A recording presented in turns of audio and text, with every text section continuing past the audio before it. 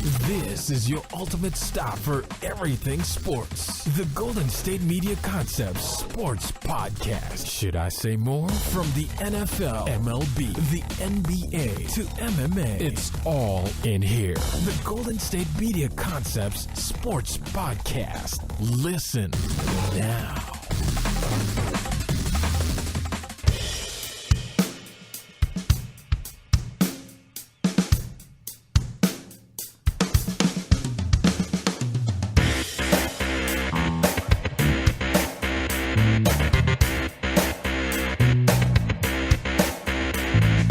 Thank you for listening to the Golden State Media Concept Sports Podcast, where we discuss everything there is to know in the world of sports. As always, I am Ben. And I am Alex. Hello. And we are back. Excuse me. On a Tuesday. Yeah. On a Tuesday. Yes. Not in the club going up, but in the studio recording the GSMC Sports Podcast. Sitting down. That's me. Anyways, haven't talked to you in a few days. How have you been? Good weekend? Do anything fun? Better weekend than yours, I imagine. Why you say that? The Arsenal game. Excuse me. Oh, don't even get me started on that. I'm not going to. I had a good weekend. Maybe on the sports. No, not on the sports. Maybe on the soccer show we'll talk about that. But maybe. Who knows? I maybe don't want to talk about it. Good call. Excuse me. I had a good weekend. I was house sitting. I don't remember what I did much. Friday I went to a car show with my buddy. Nice. He has a 72 Ford F250 they've restored completely, 62 Cadillac, a 67 Mustang. So I got to drive two of those. I was stoked about that. Went to that. Saturday I worked in the morning, and then I'm struggling to remember what I did that day. I know, like I said, I was house sitting. I started house sitting that day. It was only for the weekend until yesterday, so it wasn't very long. What else? Sunday. I can't really think of anything I did much. You talked about driving the cars, and I've kind of felt that before too, because I've house sat before. Well, that had nothing to do with house sitting. No. But what I'm saying is, like, I've house sat before, and the people I'm house sitting for have told me to like drive their car so it doesn't. Oh, you know, cool. And it's like a brand new Lincoln MKS or MKZ, whatever, like literally a $80,000 car. Mm-hmm. And, like, I'm driving that to work, and I'm like, I wonder what people are thinking, like, looking at me, just this young kid driving that car. Like, how did I get that car? And it's not mine. Stole so it. I could imagine how you'd feel driving, like, those vintage classics. I just like driving. I like old cars, so. You know what I mean? I mean, that was cool. But anyways. I enjoyed it, so. Yeah, of course. I did, too. Like, when I had to drive that Lincoln, it was nice. Okay. Reminds me of the Matthew McConaughey commercials. I'd have to see it to remember. I'm not too sure about it. I don't remember. That's okay. Did you have a good weekend? I did. A nice, relaxing weekend. We have the Premier League back. I'm super excited. I watched games on Saturday as well as Sunday, so I'm super excited for that. It's going to be a long 9 months. So I'm going to be ready. I'm going to be excited. And, of course, we'll probably talk about that on the soccer show, you and I. Yeah, maybe. Maybe if I'm feeling it. Maybe if you're feeling froggy. If I'm feeling froggy fresh. Froggy fresh. It's a rapper. Anyways, for this show, we're going to be discussing a lot of great things. We're going to be doing Olympics. We're going to be talking primarily about the United States men's basketball team as well as the United States women's national team for soccer. They just got eliminated on Friday out of the tournament by Sweden. Hope Solo had some pretty nasty comments after the game, in my opinion. We're going to be talking about that in the first segment. Moving on, we're going to be sort of concluding week one of the preseason, talking about the standout performers, guys we really thought played well. We have also some injuries that have been coming out of that week one, as well as a trade that broke this morning featuring a wide receiver going from Tennessee to Philly. And then we're going to end out the show talking about Alex Rodriguez. He had his final game Friday against the Tampa Bay Rays for the New York Yankees. He did not officially retire, so we'll have to see if there's still more of A-Rod either this season or next. You say no? I hope not. You hope not. We'll have to jump into that at the end of the show, and we'll talk about it. But first off, we're going to talk about the Olympics, talking about the men's United States basketball team. They are winning their games, Alex. They still are undefeated, but they're not doing too well over their last 3 games. Yeah, they've only won them by a score of 3 points in each of the last 2 meetings. I think over France and Serbia, and then they beat Australia by 10. 10, yeah, for the Australia game. Yeah, they're facing Argentina in the men's basketball quarterfinals coming up. Definitely not an easy game. Argentina is the last team to win a gold other than United States winning the gold in '04 in Athens. Mm-hmm. Definitely a lot different team than they were 12 years ago. They still do have Manu Ginobili, although he is quite older now. He played well last Argentina game I saw. And they're still a very capable team, so don't get me wrong. But I think the thing with the United States is that they're going to be looked at as the team that's disappointing. You know, their first game against China, they blew them out of the water. And then the game against Australia, really a tough matchup. Australia, a good basketball nation. They won by 10, but they were trailing at halftime. Then they go in against Serbia. They only beat them by 3, and then they beat France by 3 as well on Sunday. Really a team that's struggling. The United States, here's the way I look at the United States team. They have literally the 12 best players in the tournament. Would you agree? Like, would you take Would you take one player off that team? Nope. And substitute him with anyone else in the tournament? No, only because, I mean, you have other NBA players like Manu Ginobili, for instance, but no, I think they have the best collection. Right. I'd say the only person you would maybe think about is Tony Parker, who plays for France. But then who do you take out? Tony Parker right now is not better than someone like Kyle Lowry. No. So I don't even think you would do that. You know what I mean? In my opinion, no. I wouldn't trade anybody out. So they have the 12 best players in the whole tournament, but yet they still are in close games. I think it's because of their defense. They're definitely not playing defense. Yeah, I mean, it depends if they're really trying, their hardest to win these games. I mean, it's not like every team is full of scrubs either. You look at Argentina, like I said, not. Ginobili and Luis Scola are playing on that team. Carlos Delfino's playing on that team. Andres, I always forget to say his name, Nocioni. Andres Nocioni? Nocioni, yeah. He's playing as well. It's not like they're definitely easy playing, beats, They're definitely playing someone capable, but it's Yeah. like, have you watched any of the games? Yeah. They're not playing as a team. I watched the Australia game and up till halftime of the last game. Everything is like an all-star game. They're just passing around, shooting threes. They're not playing as a team. They're not attacking. They have literally the most dominant person in the whole tournament down low in DeMarcus Cousins, but yet he seems to never touch the ball. Yeah, he had something like 5 points the other game. Everything is like out on the perimeter shooting threes. And every game they've had one person really carry them. In the game against Australia, Carmelo Anthony really carried them. Mm-hmm. On Sunday, Klay Thompson had 30 points against France. So they're having that one standout performer. They're not playing as a team. What happens if that one guy does not step up and score 30? Yeah. You know what I mean? And like now they're in the quarterfinals, so they're not in the group stage anymore. So if they lose, they're done. Yeah. Well, I mean, Team USA did play Argentina last month. They beat them by 37 points in an exhibition game in Vegas. It's probably going to be. It's not going to be that easy. Now it's where it really counts, though. Yeah, I'm saying it's probably not going to be that easy. It's probably going to be a lot harder than that this time around. And with the United States, if they somehow do not win this gold medal, they're going to be literally the laughingstock of this Olympics. They have to go off to their own little private yacht, luxury cruise, whatever, because they're too good for the Olympic Village. There's definitely some outside distractions, whether it be on the boat or whatever they're doing. They were playing some beach volleyball the other day. There's definitely some outside distractions. I don't think they're taking this completely serious, and I think it shows in the games. They're not winning the way they should be. Yeah, I mean, and in flip-flop, you look at the U.S. women's basketball team. They're handling business like there's no tomorrow. They're 5-0 also, and they are handling business like we want. And they will be playing Japan. They'll be playing Japan in the quarterfinal, which is today at 2:45 Pacific time, 5:45 Eastern. Yeah. They start that game. Like you said, 2:45.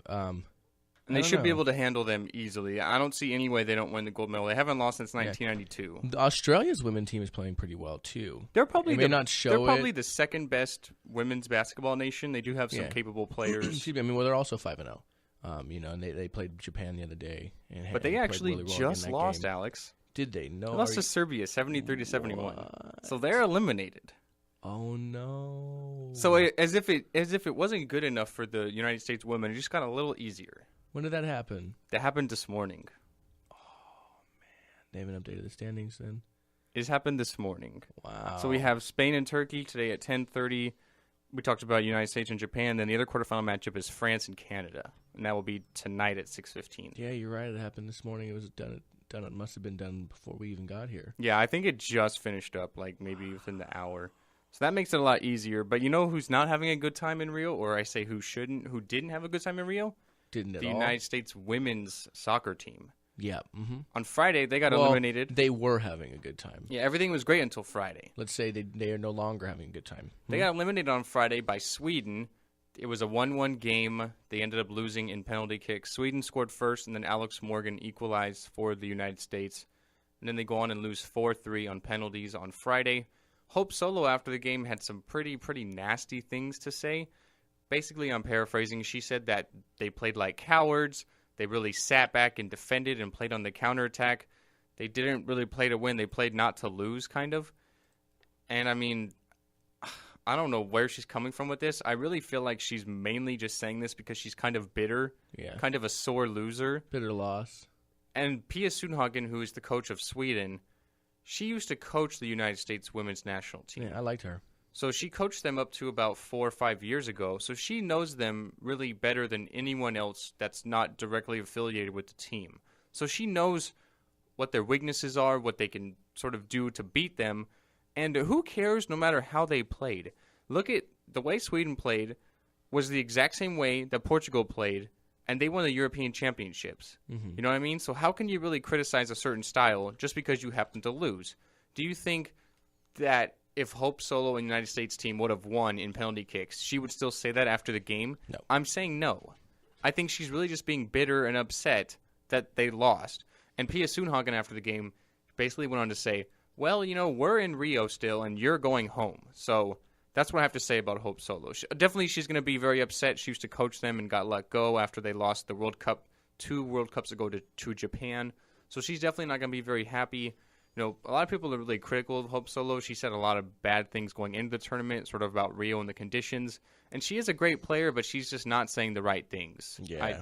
And she had so much coming into the, distracting coming into the tournament as well, so. Yeah, she's had off the field issues, domestic violence issues. So, I mean, she's a great player, but other than that, I think she's just really being bitter and upset, and that really puts a bad limelight on the United States. Yeah, you know what I mean. So the U.S. women's national team were looking to become the first nation to ever win the World Cup and the Olympics in back-to-back years. Obviously, that did not happen, and with the loss in the quarterfinals, the United States women's national team are out.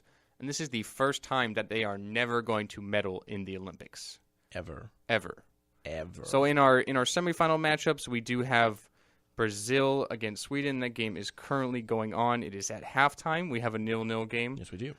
And Brazil ended up playing Sweden earlier in the group stages. Brazil ended up winning that game 3-0. So Brazil already do have a win over Sweden. And in the other semifinal matchup, we have Canada against Germany. That's a rematch of last week's game where Canada came out on top 2-1 over the Germans. Yeah, but it's a different game. This one obviously counts as opposed to the other one. Well, that one counted too, but this one's definitely got bigger implications. It's a whole new just game. Definitely. So get ready for it. And this is two teams that we previewed on our soccer show. We said the United States, Germany, and Brazil were probably the favorites to come out there. Yeah. And we still have Germany and Brazil around. So boom. You and I are like messiahs. Boom, shaka laka. All right. Well, hey. We are the that's weird. Women's Olympic soccer gods. That's true. Okay, so you want to take our first break and then get into some awesome preseason NFL news? Let's do it. All right. So we will take our first break here and be right back at the Golden State Media Concepts Sports Podcast. Tired of searching the vast jungle of podcasts? Now listen close and hear this out. There's a podcast network that covers just about everything that you've been searching. Hey! The Golden State Media Concepts Podcast Network is here. Nothing less than a podcast bliss with endless hours of podcast coverage. From news, sports, music, fashion, cooking, entertainment, fantasy, football, and so much more. So stop lurking around and go straight out to the Golden State Media Concepts Podcast Network. Guaranteed to fill that podcast itch. Whatever it may be. Visit us at www.gsmcpodcast.com. Follow us on Facebook and Twitter and download us on iTunes, SoundCloud, and Google Play.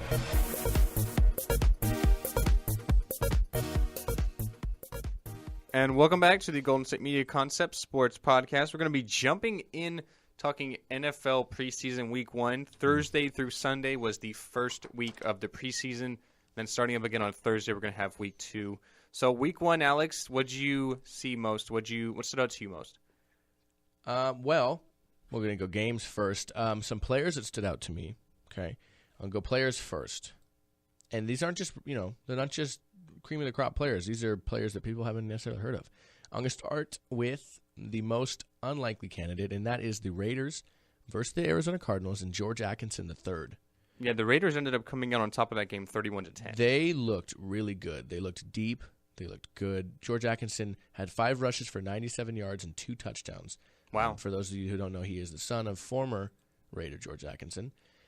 He had technically he had 2 long runs of 53 and a couple other ones put together for the 97 yards he had rushing. He looked good.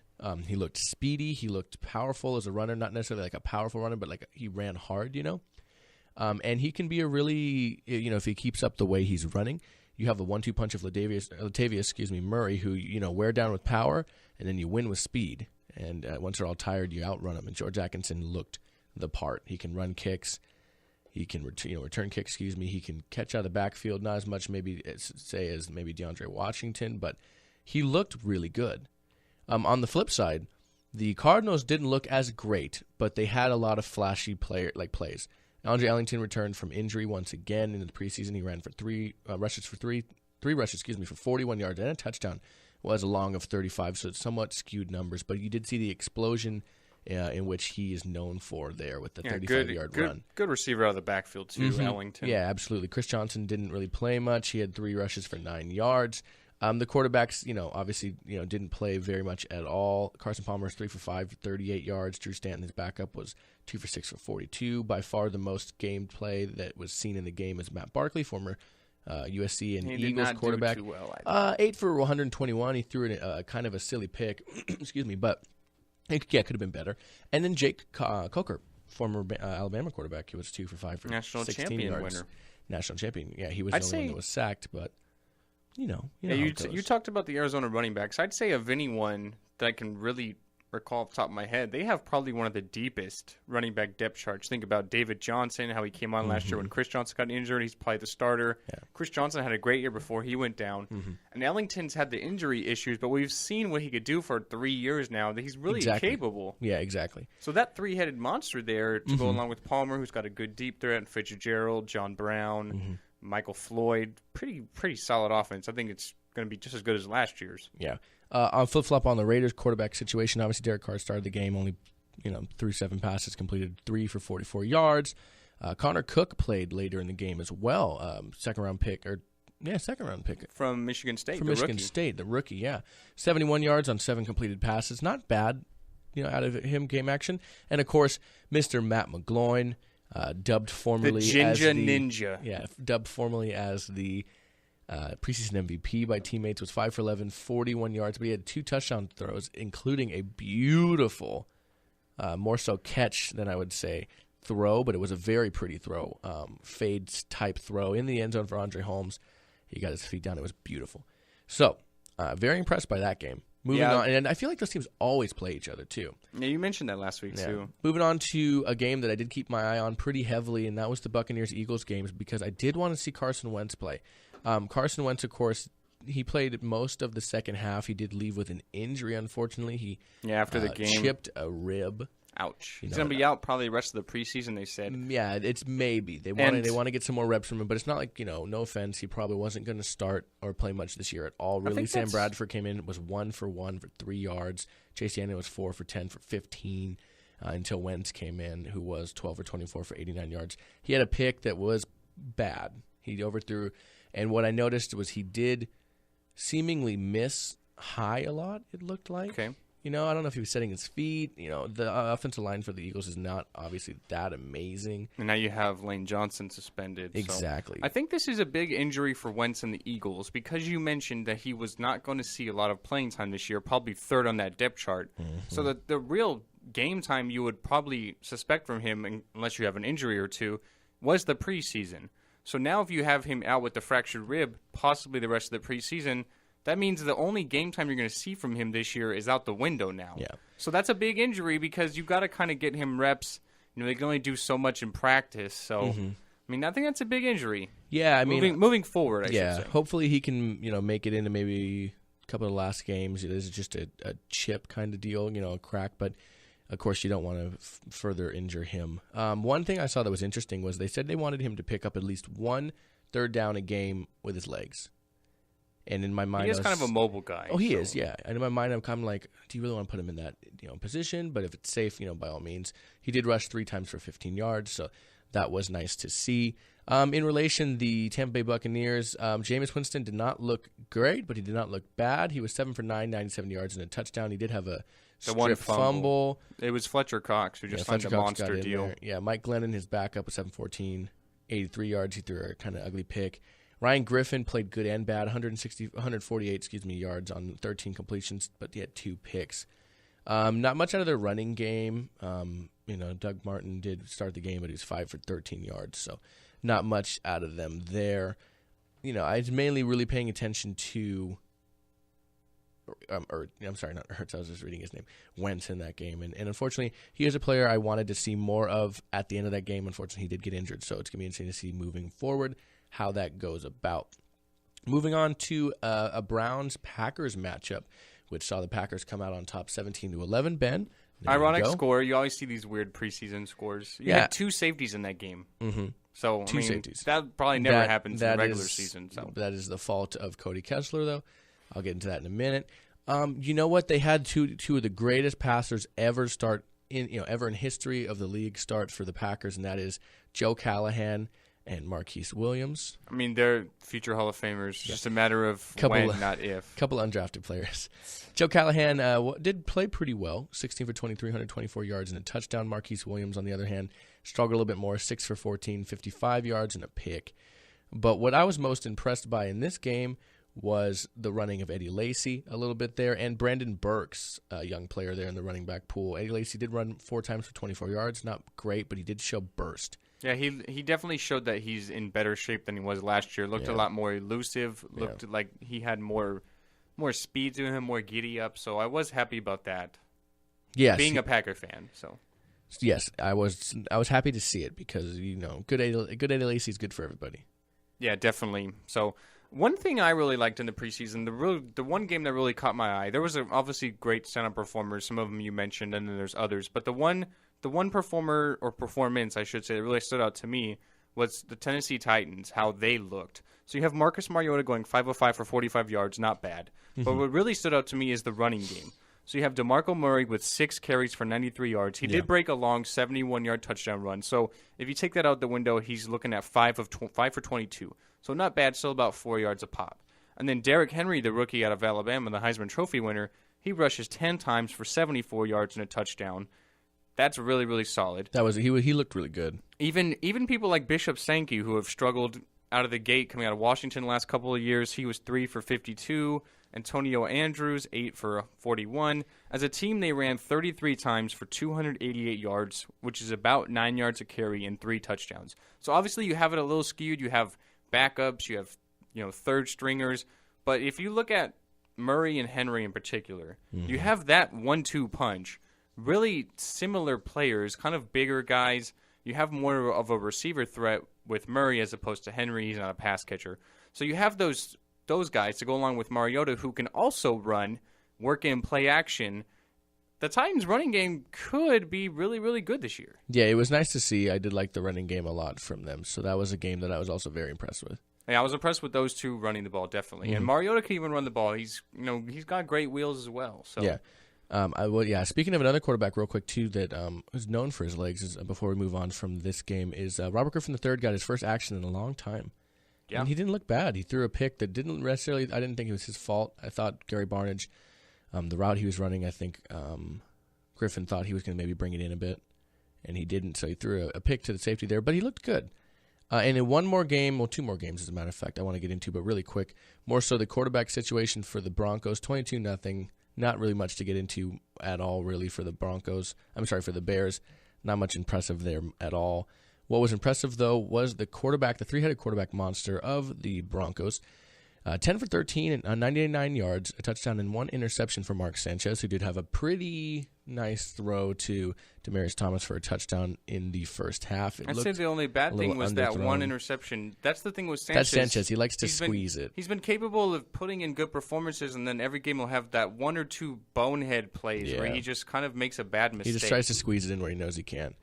Trevor Siemian, former 6th-round pick a couple years ago, did look good as well. If this was a close quarterback competition, I would say neither really did anything to hurt themselves nor separate themselves. He was 7 for 12, 88 yards, and no touchdowns. And then rookie Paxton Lynch didn't get much playing time, but he was 6 for 7 and 74 yards and did look relatively at home in the pocket.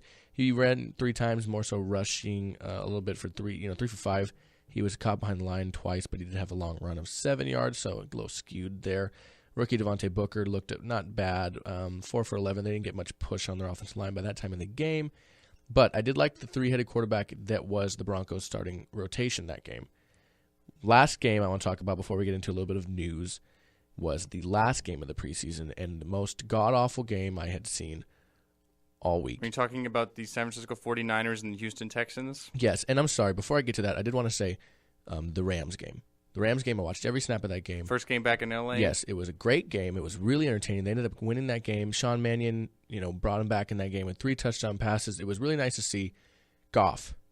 Jared Goff, overall pick from the Rams. He looked good and he looked bad. He was not getting much help. He hit a couple guys in stride who absolutely dropped the ball.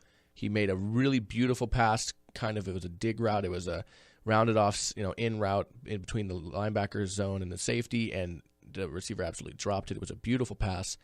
And his technical second pass, he was hit while throwing it, a little up and down interception. Much less his fault than, say, the Wentz pick was, if we were comparing. But he looked good and he looked bad. He is definitely somebody I want to see more of, because I did mention that. I want to see more of a lot of guys, and he was one of them I really want to see more of, because he was not getting any help there with the drops, and he wasn't getting protected much at all either. He got sacked, I want to say, 3 times. So the Rams did win that game 28-24 over Dallas. Yeah, Sean Mannion, formerly of Oregon State, really brought him back. It was nice to see.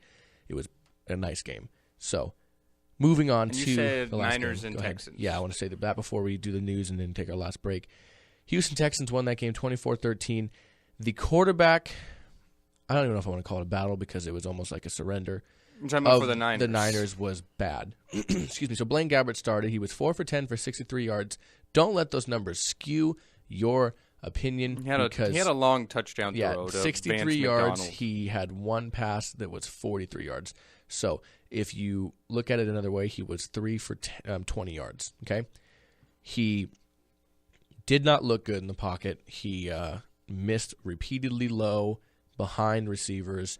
If this was a battle and it was his job to win, he did absolutely nothing to say, this is my job, take it from me. He more said, come take it from me, please, because he did not look good at all. But here's the problem. You have Colin Kaepernick, who did not play in the game because reports are he has a dead arm, a tired arm, fatigued arm, whatever you want to call it. Still getting over surgery. So he did not play in this game. So who knows exactly how long he'll be out. So are you really going to throw in Jeff Driscoll, who was 4 of 12 for 20 yards? He looked much better on the ground than he did through the air. Well, he does have that added running mechanic, which fits into Chip Kelly's offense that Blaine Gabbert doesn't. But are you really going to throw him in there with no NFL experience over Gabbert? That's not what I'm saying at all. If Kaepernick is not able to go. No, Gabbert's going to be the starter. I'm just saying they're in for a rough season if that's their play, because Gabbert did not look good at all. I think they were in for a rough season regardless. I know. I know. They're not favored in literally one of their games. Yeah. So I'm not saying they're going to go 0-16, but it's definitely not looking out to be a great season in Frisco. Yeah. No. What I'm mainly saying is that, it's going to be Kaepernick, it's going to be Gabbert either way, and apparently Gabbert's the favorite to win it, but he did not look good. In relation, Jeff Driscoll didn't look bad. He did look good on the ground. He ran 5 times for 61 yards, man. And in relation, running back Mike Davis ran 5 times for 72 yards and also looked good. Carlos Hyde had showed some bursts that made him that, oh man, they finally have a running back again in that Minnesota game, and then since went downhill the next week after getting hurt multiple times in the game against Pittsburgh. But it wasn't a great game. And then on the flip side, Brock Osweiler did not look good either. 4 for 7, 27 yards. He was hampered by the same thing that apparently hampered him his entire career with the Broncos, and that's throwing short of the sticks. He did not flash that big arm, quote unquote, that was the reason for so many people wanting to hire him for his services at the quarterback position. It was not a great game by any stretch of the imagination. Tom Savage, third-year quarterback, I think he went to Pittsburgh, right? Yep. Did actually have a nice evening, 14 for 24, 168 and 2 touchdowns, which led to them winning that game. Otherwise, that would have been even more of an ugly game, 14 roughly probably to 13. And then one last bit of news there in the game as well. Thaddeus Lewis, otherwise known as Thad Lewis, who probably had the most productive day under center there for them, 12 for 21, 97 yards passing. No touchdowns, no interceptions, and he also added some yards on the ground there, 4 for 10. He did tear his ACL. He's out for the rest of the year. And that moves us into a couple of injury flashes before we move on, and that is Sheldon Rankins as well. First overall pick of the Saints this year, broke his fibula yesterday, and he's having surgery, which could keep him out upwards to 6 weeks. So he'll miss at least 2 or 3 weeks of the regular season as it stands. Yeah. Big loss, first-round pick. You're obviously expecting him to come in and step in, probably start right away. So. Yeah, exactly. And then we also said Carson Wentz, of course, did get hurt as well with a chipped rib. One last thing I want to say before we move on to this little bit of trade news is I forgot to mention the most impressive player to me through the entire first week of the preseason was Dak Prescott. Of the Cowboys, yeah. He looked great. He had quite a game there. Yeah. Without getting too far into it, he just did things you want to see out of a young quarterback, that you don't know you're going to see. He looked off safeties. He threw tight passes. He utilized the one of the best receivers in that division, let alone in the NFL, when Des Bryant, the exact way you're supposed to use him. He threw balls to him exactly like Romo would, high fades. A touchdown pass he threw to him, 1 of 2 I think he had. Yeah. He threw a long one to Tramon Williams. He looked really good. Yeah, he was 10 of poised. He was 10 of 12 for 139 yards, the 2 scores you mentioned. Yeah. He looked like he could really fill that backup role. Yeah. We talked about a few episodes ago on the podcast about how Nick Foles went to the Chiefs and how we thought the Cowboys were going to be the favorite to land Foles because they have a young, unexperienced rookie in Prescott behind Romo as it stands right now. Mm-hmm. But if anything, you can look at that first preseason game and say, if this is what we have to come and look forward to, we're not going to make a move. Yeah, it honestly gives them a lot of time, I think. It gives them more time than they necessarily thought they might have had in terms of signing somebody. So very nice to see him do well. Very nice. And last bit of news was, like we said, a former Titan, now Eagle. It was on the move this morning, and that is Dorial Green Beckham Jr., former second-round pick of the Titans last year. Today was traded to the Eagles for former 2012 fifth-round pick Dennis Kelly, who was a swing guard tackle. So really they gave him up for really nothing. If you're a fifth-round pick, sort of, 4 or 5 years excluding ago. offensive linemen sometimes. Because right. they when you can get depth at the lineman position, it's pretty deep in drafts. He's really just a rotational guy. Swing tackle guards are definitely rotational guys. And to give up, in the Titans aspect, your second-round pick from last year, that's a lot. And to give up on him right away, Green Beckham has had the off-the-field issues. He's had the marijuana suspensions in college. He got kicked off the team in Missouri because of that. Apparently some inconsistencies with route running and effort in camp. They're really just saying, hey, man, if you're not going to, if you're not going to give us your all, then we're not going to have you here. And Green Beckham has had the potential coming out of high school before he went to college. He was the number 1 player in high school. So he's definitely had potential. He didn't have a terrible season last year. He had about 500 yards and 4 touchdowns, so not bad. Definitely a good move for the Eagles. They put him next to Jordan Matthews and Nelson Aguilar, who they drafted last year. So not bad. I think it's definitely a move I could... Riley Cooper, too. Yeah, Riley Cooper. Zach Ertz, Selleck. So it's big a move, body. It's a move I say low risk, high reward. Yeah, not really giving up much, and he's still a young guy. Yeah, he made a big block, apparently. I didn't see his block as part of the play on the 70-yard touchdown run that DeMarco had this preseason game. But later he had a go route that apparently he just did not give a lot of effort to. Getting off the line, he made too many mistakes, Mike Mularkey said, and that led to his trade. Seemed like they're just really fed up with him. Yeah, pretty much. All right, well, that's all I have for the preseason, and we're going to get into the last bit of news and A-Rod and his last game in a second, but we're going to take our last break here at the Golden State Media Concepts Sports Podcast. Do You want to be healthier, yet you just don't know what to do. All these shows telling you this and that, but nothing seems to work. Well, listen close. Golden State Media Concepts has got something great for you. The Health and Wellness Podcast dedicated to workout trends, healthy eating habits, diet, and everything about healthy living. Join us in our banters as we help you not just live life to the fullest, but live it to the healthiest.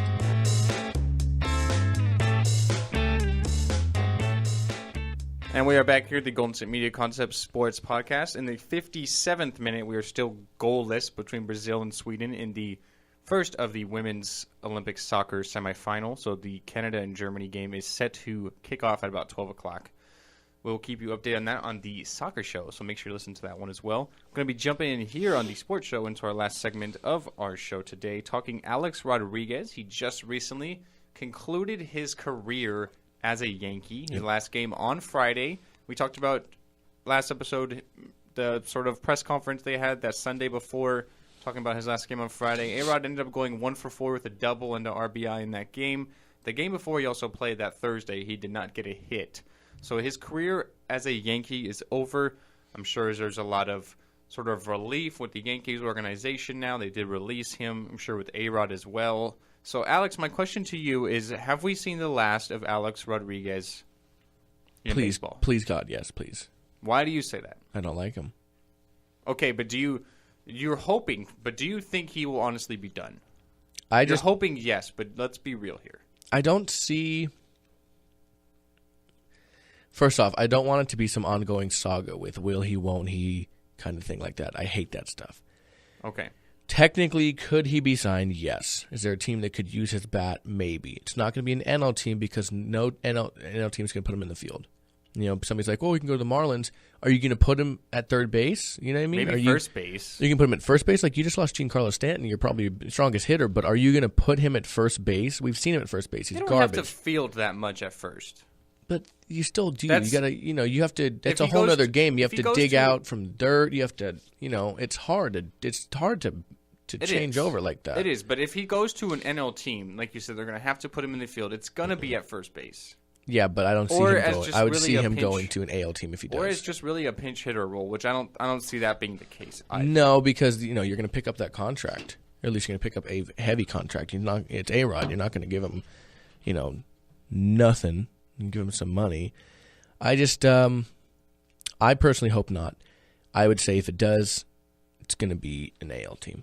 Okay, I would say, you know what? I don't think this is the last we've seen of A-Rod. He did not mention that he plans on retiring. He did not say anything about that at all. He's sitting at 696 home runs, so he's 4 away from 700. Be the 4th person to be there. You know that's going to mean a lot to him.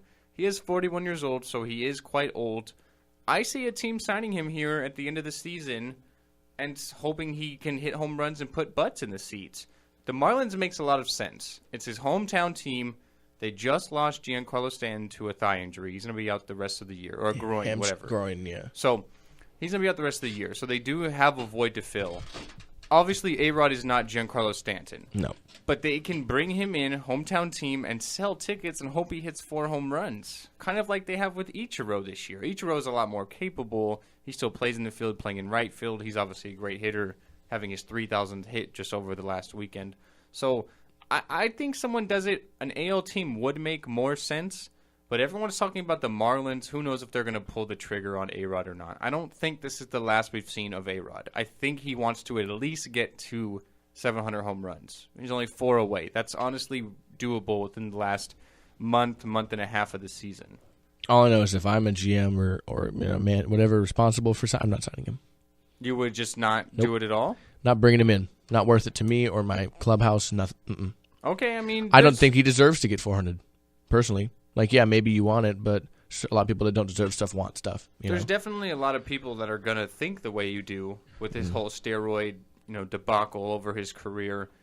Okay, we talked about this on the baseball show, Jeremiah and I did. Mm-hmm.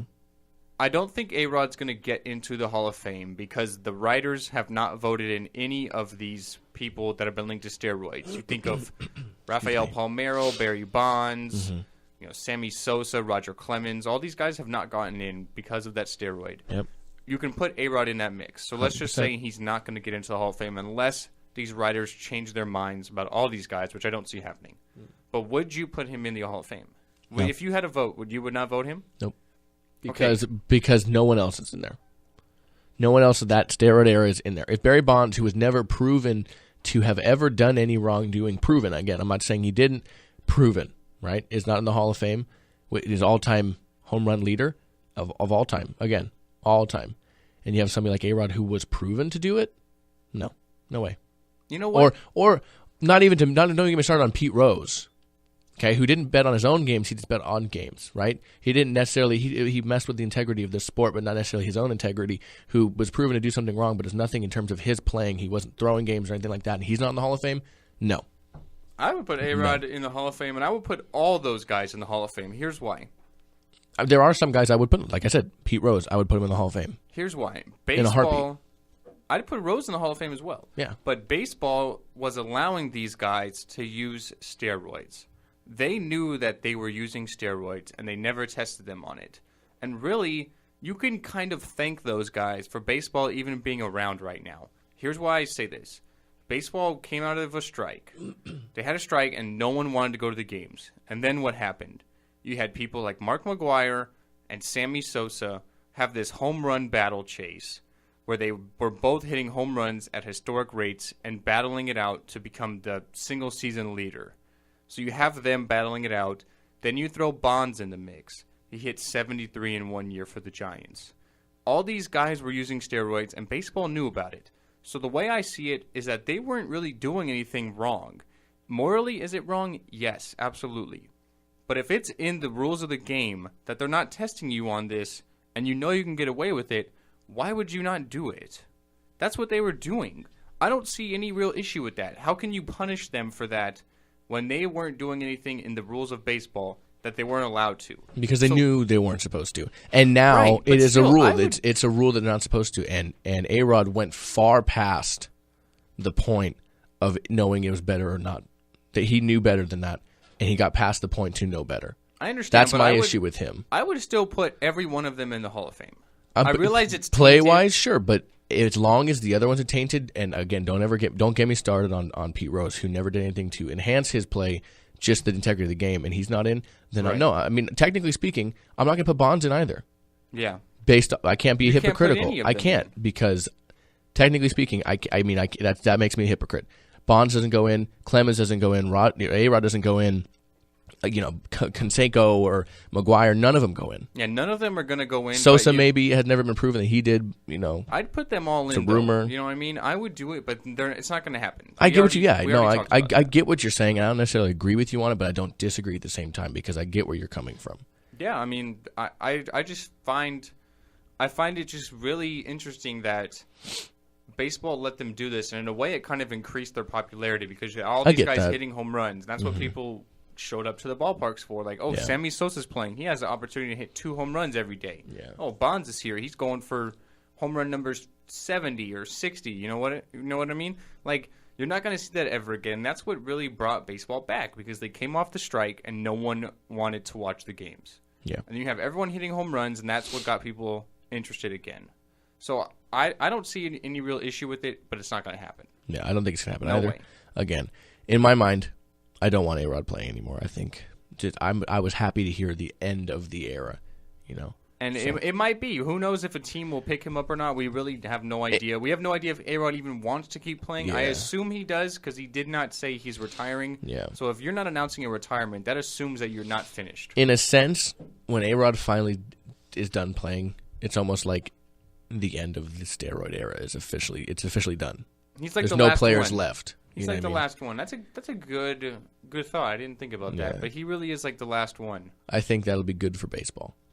Finally, just be Now, yes. past that. Yeah, you know? absolutely. I agree. Yeah. So, obviously, remains if to be seen. A-Rod comes to a different team, we'll have to keep you updated here. Yeah, I don't want him to, but we'll keep you updated But always. we'll yeah. have to find out what happens with A-Rod. There's Yeah. a lot of storylines that we are yet to fill in the Alex Rodriguez saga. So, Yeah, they're still remaining. This book's not closed. no. But this book on this episode's closed, and we're going to get out of here. So, as always, I'm Ben, and this is Alex. And I'm sorry, other way around. Whoa. That's Ben, and I'm Alex. Man, I guess that's a stroke. That's Ben, and I'm Alex. And as always, you can find us on YouTube and on Facebook at the GSMC Football Podcast, as well as on iTunes. Not the football podcast. I'm sorry, man. I'm so football today. At Football, the sports, football. Yeah, at the Sports Podcast. And as always, you can find us on Instagram and Twitter at GSMC_sports. Not to mention our website, GSMCpodcast.com. And then Stitcher, SoundCloud, iTunes, and Google Play. You can find us at the GSMC Sports Podcast. All the ways you can stream us, anything you can think of, you should do that. We'd like to thank you guys for listening. On our next episode, we're going to talk some more Olympics. We'll do some medal updates. We're going to talk about big performances within the Olympics themselves. We're going to talk Giancarlo Stanton, formerly playing every game and just monster production this year. He's gotten hurt once again. We'll look at, is he, as great as he is, he signed that 13-year, $315 million deal. Monster deal. ever. He's just getting hurt. So we're going to look into that a bit. And then, of course, as always, what's trending. So thank you guys for listening. As always, I'm Alex. And I am Ben. And we will see you guys on the next episode. Have a good day. Bye.